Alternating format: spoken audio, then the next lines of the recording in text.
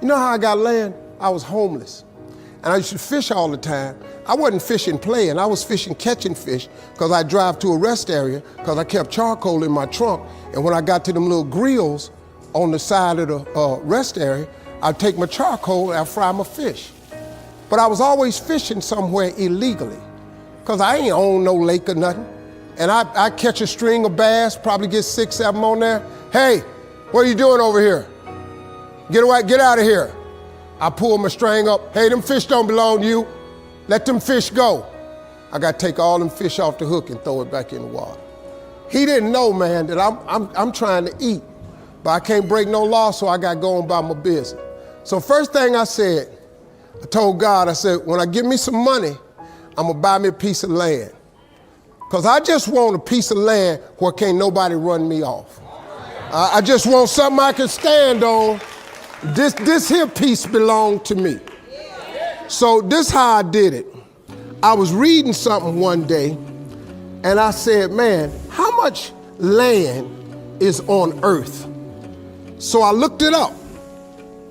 It's a little over 36 billion acres of land on earth.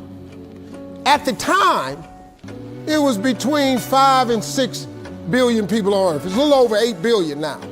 So I did a little hood math.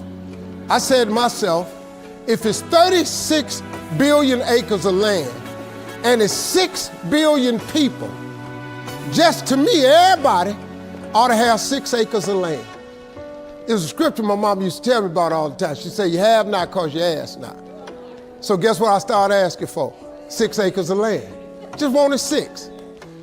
So I messed around and got my first piece of money. I got me a check for about $115,000. So first thing I did, went to Dallas, Texas, said I'm gonna buy me some land. I found a piece of land, I thought it was perfect.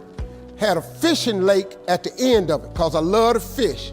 I said, man, this piece I'm gonna buy right here. Let me talk to somebody. I was with a real estate agent. I said, how much is this? He said, it's $250,000. I can't afford this. I said, I got about 115. He said, I don't think you're gonna be able to get it for that, but I'll make a call. So he called the guy. The guy said he would take 115 now and I could pay him the rest later. And before I did it, I said, hey man, let me ask you something. How much land is that? He said, oh, that's 6 acres. It was 6 acres. I got ready to sign it up. The real estate agent said, Mr. Harvey, before you sign it, I want you to think about it. I want to show you something else. So he took me over to this dude's house. I never met this guy. He came outside, he's a hillbilly. He's just country.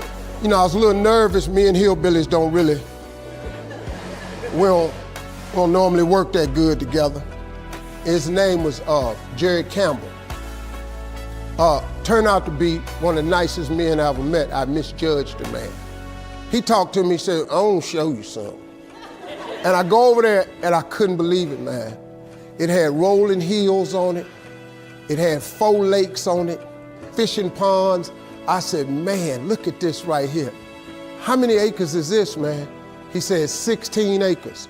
I said, man, I can't afford nothing like that. He said, well, hold on, I'm in a tide right now. How much you got? I said, well, I was gonna do this other piece of land. I got 115 I'm gonna pay now. And if you give me a year to pay out the rest of it, I could buy it from you like that.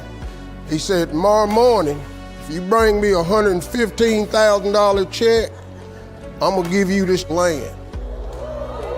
So I got the 16 acres of land the next day. So I said, wow, that's how it worked. You have not because you ask not. I asked for 6. Soon as I was gonna buy the 6, he put some grace on it. Next thing you know, I got 16 for the same money. So I got to thinking. I got a couple partners in Cleveland that's locked up. They not getting out of prison. So I asked God, could I have a 6?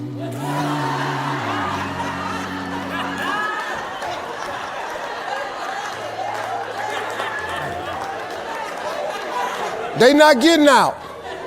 They got 6 coming. Hey, Lord, can I have A6? So you know what he did? Some land opened up next to it. I bought 18 more acres. I bought it. So I went back up to Cleveland.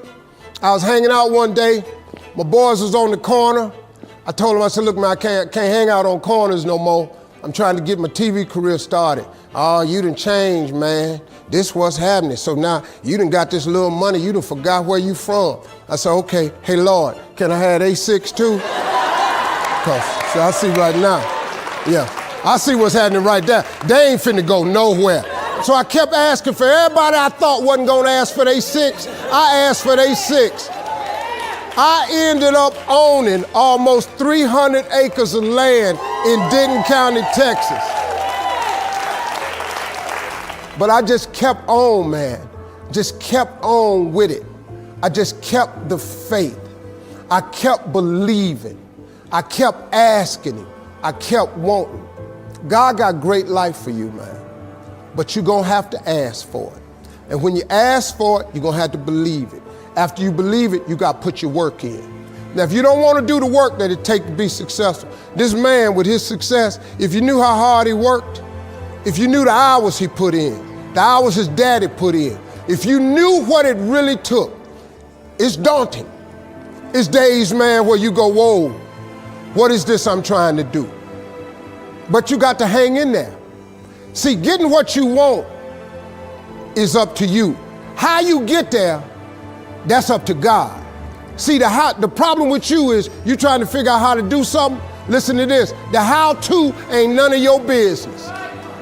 The Bible don't tell you to figure nothing out. It say ask, believe, and receive. Now, see, you keep going down these churches, they keep telling you this, but you ain't listening.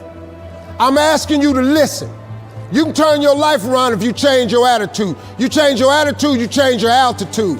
Stop sitting in here with a life of mediocrity when that ain't what God created you for.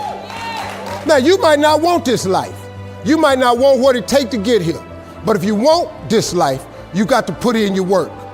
You got to put it in. You got to stay prayerful. You got to never give up. You got to talk God every day. Now, if that ain't what you want to do, then good luck.